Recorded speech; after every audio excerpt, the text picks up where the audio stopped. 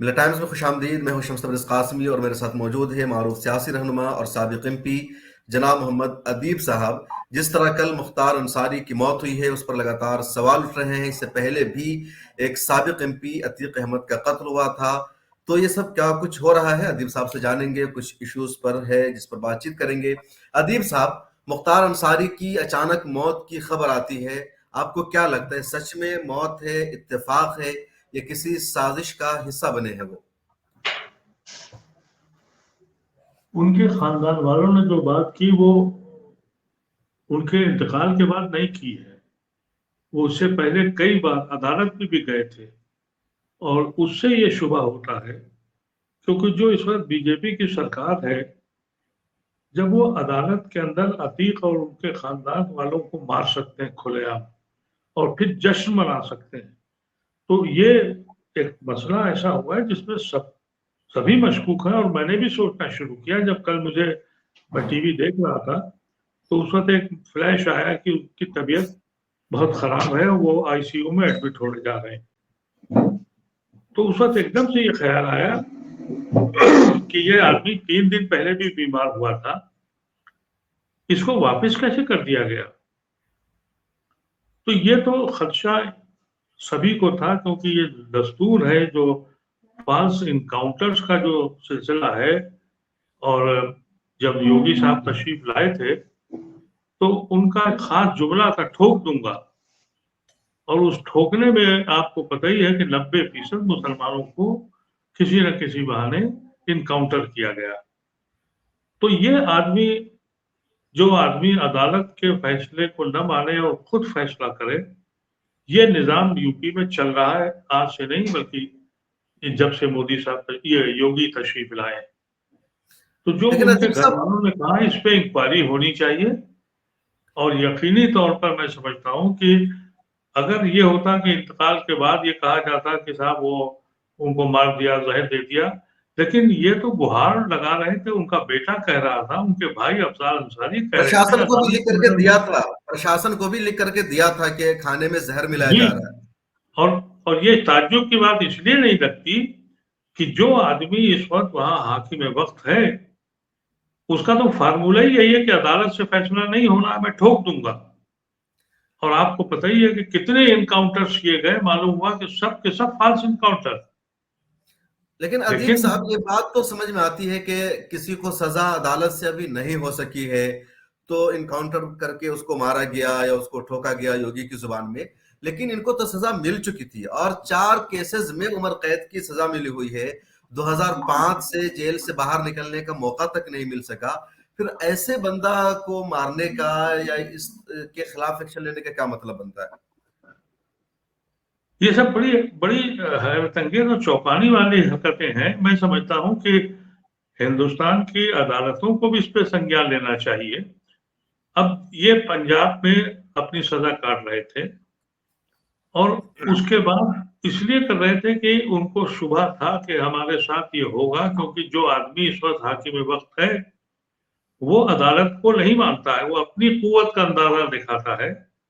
लेकिन ये supreme court से जाके वहां से लेके आए, और उस वक्त पंजाब गवर्नमेंट इनको छोड़ भी नहीं रही थी। वो जानती थी कि यूपी में जाएंगे तो वहां जिस तरह की जालिमाना हरकतें हो रही हैं, उससे उनको भी शुबा था। आपको पता ही होगा कि पंजाब गवर्नमेंट ने रजिस्ट किया था यूपी में जाने के लिए। और यूपी में भी वो उस वक्त ले गए थे गर्मियों के जमाने में, बांदे में जाके रखा था। और बांदा इसलिए कि बांदा सबसे गर्म शहर है यूपी का, 50 डिग्री टेम्परेचर होता है गर्मियों में वहां। एक ऐसा आदमी जो बीमार है, अंदर आपको जरा आता है, पड़ा हुआ है, उसको वहां ले गए। जो मैंने पिछले 2 साल में जो फोटो देखता था, अब वो उसके दो रुख हैं। एक तो अदालत ने जब उसको मुजरिम करार दिया, तो हम उसको ये तो नहीं कह सकते कि वो मुजरिम नहीं है, लेकिन ये डिनाई भी नहीं कर सकते हैं कि वो एक बहुत ही पॉपुलर गरीबों का मसीहा। और उसका सबूत यह है कि वो जेल में रह रहे थे, इंडिपेंडेंट भी जीता, और जिस पार्टी की तरफ से गया उस पार्टी को अपना जिता के दिया। तो उसके दो रुख थे। और अफसोस इस बात का है कि हुकूमत ने जिस तरीके का रवैया अख्तियार किया है, मैं समझता हूं कि इस वक्त अदालत को संज्ञान लेना चाहिए और एक फैक्ट फाइंडिंग कमेटी बननी चाहिए और वो हाई कोर्ट का जज उसको करे कि हकीकत में ये मर्डर है या नेचुरल डेथ है। अगर नेचुरल डेथ है तब भी साफ हो जाएगा, उनके घर वालों के जहन साफ हो जाएंगे, लाखों लोग उसको मारने वाले हैं जिनके दिल और दिमाग में ये बैठ गया है कि उसको मारा गया है। मैं ये समझता हूं कि मुझे भी ये अब एक तशवीश होने लगी है जब मैंने ये मालूम हुआ कि उनके घर वाले कोर्ट में लिख कर खुद से जा रहे थे, सुप्रीम कोर्ट तक गए वो कि साहब हमें खतरा है। ये संज्ञान कोर्ट को खुद भी लेना चाहिए था कि एक ऐसा हाकिम इस वक्त बैठा हुआ है जो कोर्ट अदालत के फैसले को मानता ही नहीं है, वो अपने फैसले चलाता है। अभी रिसेंटली आप देखिए जी कि यूपी में मदरसा बोर्ड बंद कर दिया गया और चीफ मिनिस्टर ये कह रहा है कि ये सेकुलर मुल्क है, यहाँ सेकुलर पढ़ाई होगी। और उसी मुल्क में यही चीफ मिनिस्टर आरएसएस के स्कूल चला रहा है, संस्कृत और जितने मजहब के स्कूल हैं वो चला रहा है, क्रिश्चियंस अपने स्कूल चला रहे हैं, लेकिन मुसलमानों को मदरसा न चलाने के लिए ये सफाई दी जा रही है। यानी ये बेशर्मी है या कमअक्ली है या तासुब की इंतहा है, ये बात समझ में नहीं आती। और ये और कहता ये है कि साहब हम सेकुलरिज्म को बचा रहे हैं। अदीब साहब, ये जो मुख्तार अंसारी पर इल्जाम है कि बाहुबली थे या दबंग थे, माफिया थे, मीडिया में लगातार इस तरह की खबरें चल रही है। दूसरी तरफ देखा जा रहा है कि इनका जो फैमिली बैकग्राउंड है वो बहुत बड़ा है। डॉक्टर मुख्तार अंसारी, उस्मान बिरेगर और फिर हामिद अंसारी और ये सब भाई। तो क्या सच्चाई है? एक तरफ मीडिया का इल्जाम, मीडिया ट्रायल, दूसरी तरफ इनका पूरा जो खानदान है। और क्योंकि जिस इलाके से ये आते हैं, कुछ लोग ऐसे होते हैं मुसलमानों में जो मुस्लिम वोट की बुनियाद पर जीत जाते हैं, लेकिन वहां मुसलमानों का वोट 15 से 20% के बीच है। जिस पार्टी से गए जीतते रहे, 4-5 मरतबे जीते। इनके भाई को जीत मिली, अफजाल अंसारी को जीत मिली है, वो सांसद है वहां से, बेटे को जीत मिली है। देखिए, ये तो कोई डिनाई कर ही नहीं सकता है कि ये अंसारी खानदान जो है ये तो फ्रीडम फाइटर का खानदान है। इनकी पुश्तों से इन्होंने हिंदुस्तान के लिए लड़ाई लड़ी है। हिंदुस्तान के बाद यहाँ तक कि ब्रिगेडियर उस्मान भी इनके रिश्तेदारों में है, उसी खानदान से है। ये वो खानदान है जिसने मुल्क आजाद होने से पहले और आजाद होने के बाद बड़ी खिदमत दी है। लेकिन अगर उन्होंने कोई जुर्म किया है किसी भी शख्स ने, तो हम उसको हिमायत नहीं कर रहे हैं। लेकिन अगर आप उसके उस शौक को, उस हुनर को या उस खुसूसियत को छुपाएंगे कि वो गरीबों का मसीहा भी था। हिंदुस्तान में एक वाहिद सीट है मेरी समझ से जहां मुसलमान 10 और 12% है, वहां अफजाल अंसारी एमपी बनता है। कैसे बन गया? क्योंकि वहां का गरीब गुरबा जो परेशान हाल है उसका यह खानदान मसीहा था।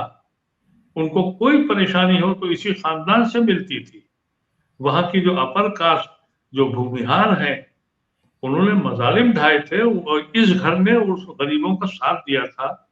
यही वजह है कि आज भी उनके घर के 2 आदमी एमएलए हैं और अफजाल अंसारी एमपी थे जिनको जबरदस्ती हटाया गया, वो फिर एमपी बनेंगे।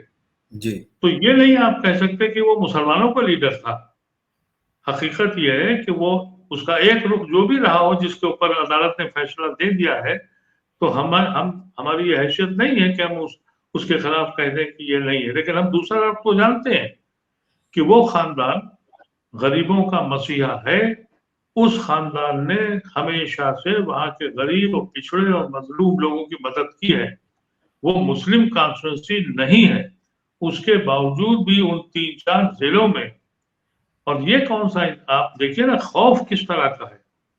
आज ही मैंने देखा कि वो पूरे दुकानें बंद कर दी गई हैं, रास्ते बंद कर दिए हैं। अगर दुकानें खुली रहती या रास्ते खुले रहते तो वो पूरा खित्ता आज लाखों लाखों लोगों में वहां अपने महबूब लीडर को जरूर देखने जाता। मुझे नहीं मालूम कि ये किस तरह से इजाजत नमाज देंगे जनाजा कि को तुम लेकर लोग के भी जाओ। काफी दिक्कतें पेश की जा रही है।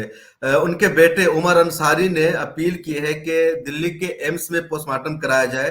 बांदा में वहां के जो डॉक्टर है उस पर हमें भरोसा नहीं है। मुझे इसका नहीं है, लेकिन अगर एक एमएलए है, उसका बेटा है और वो एमएलए भी है, रिप्रेजेंट करता है अपनी कॉन्स्टिट्यूंसी को, तो हुकूमत को इसका संज्ञान लेना चाहिए और ये शुबहात खत्म करने चाहिए। इसलिए इसलिए शुबहात बिल्कुल सही लगते हैं कि ये दस्तूर है उस हुकूमत का जो यूपी में कर रही है कि वो फैसले खुद करती है, अदालत तक जाने नहीं देती। अतीक का केस सामने है, अदालत में पेश होने के बाद सामने एक एक्स एमपी और एक एक्स एमएलए उसको गोलियों से भून दिया गया। क्या नतीजा निकला? नतीजा ये निकला कि अतीक के खानदान के एक एक फर्द को जेलों में डाल दिया या उनकी जायदादों को लूट लिया, उनके मकानों को तोड़ दिया, जिसका कहीं भी कानून के किसी पन्ने पर किसी लाइन पर यह नहीं लिखा है कि बगैर अदालत के फैसले के आप किसी के आस्थान तोड़ दें, किसी का मकान तोड़ दें, किसी के आशियाने लूट लें। सब कुछ हो रहा है। बिल्कुल। ये तो ऐसी शक्ल में यकीनी तौर पे जो शुबहात हैं और जो उनका बेटा कह रहा है, इस पे अगर ये नहीं करते तो अदालत को, हाई कोर्ट को, सुप्रीम कोर्ट को खुद से इसका संज्ञान लेना चाहिए। और नहीं तो मैं समझता हूं कि खानदान के लोग अदालत भी जाएंगे और जाना भी चाहिए, क्योंकि ये बात वाज़ेह हो जाए कि हिंदुस्तान में, बिलखुसूस यूपी में, कि कोई ऐसा शख्स जिससे योगी साहब नाराज हो। आपको पता ही है कि योगी भी उसी इलाके के, ईस्टर्न यूपी के रहने वाले। वहां जो उन्होंने अपना किया था तो इख्तलाफात उस वक्त से थे, और योगी साहब के उस जमाने में उनके जो साथी थे, उनकी जो तंजीम बनाई थी, वो भी यही काम कर रही थी, बाहुबली का।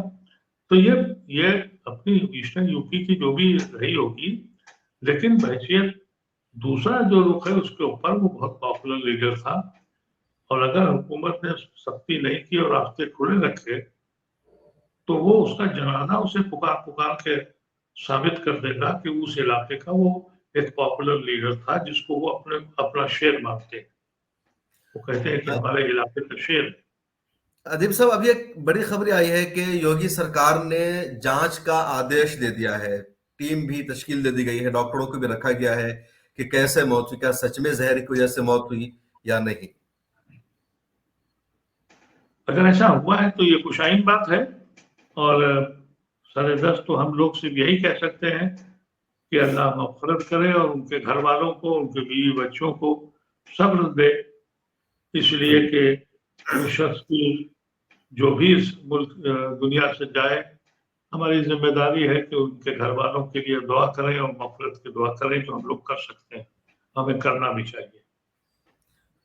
बहुत शुक्रिया। तो हम बातचीत कर रहे थे कि मुख्तार अंसारी की मौत कैसे हुई, क्या वजह है, और किस तरह उत्तर प्रदेश में एक एक करके मुस्लिम लीडर्स को शम मुख्तलिफ साहब एक चीज जी शम जी साहब एक चीज और मैं आपसे अर्ज कर दूं जी कि मुख्तार अंसारी को हम एज ए मुस्लिम लीडर न कंसीडर करें। वो मुस्लिम लीडर नहीं था, जी वो बिल्कुल। गरीबों का लीडर था, वो मोहताजों का लीडर था, वो मजलूमों का लीडर था। इसलिए ये न समझा जाए कि हम इसलिए बोल रहे हैं कि वो मुसलमान था। हम इसलिए भी नहीं बोल रहे हैं कि वो बहुत बड़े खानदान का था जिसने हिंदुस्तान के लिए अपनी जिंदगी ज़ब्त की थी। हमको उसकी इसलिए मदद, उसके लिए दुआ करनी चाहिए कि न जाने कितने मजलूमों की मदद उसने की थी। अल्लाह शायद उसी की अजर में उसको दे दे। बहुत बहुत शुक्रिया। जी बहुत शुक्रिया। तो हम बातचीत कर रहे थे मोहम्मद अदीब साहब के साथ। आप Indian Muslim for civil rights के बानियों चेयरमैन हैं और साबिक राज्यसभा एमपी हैं, और लगातार अदीब साहब इस तरह के इश्यूज पर बातचीत करते हैं, बोलते हैं। आपने वक्त निकाला, बहुत शुक्रिया। और आप लोगों को कैसी लगी हमारी बातचीत कमेंट सेक्शन में जरूर लिखिए। ज्वाइन के बटन पर क्लिक करके हमारी मेंबरशिप भी ले लीजिए। फिर मुलाकात होगी किसी और शख्सियत के साथ, जब तक दीजिए इजाजत। शुक्रिया।